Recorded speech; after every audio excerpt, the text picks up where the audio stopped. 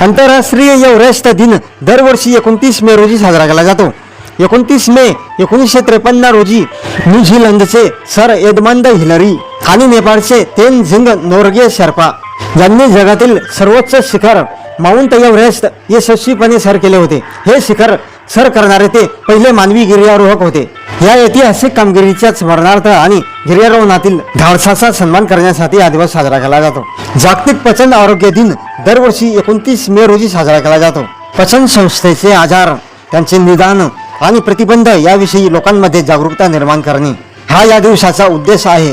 आहारात फायबरयुक्त अन्न, फळे, भाज्या, धान्य समाविष्ट करणे, भरपूर पाणी पिणे जेणेकरून शरीरातील विषारी घटक शरीराबाहेर पडतील आणि पचनक्रिया सुलभ होईल.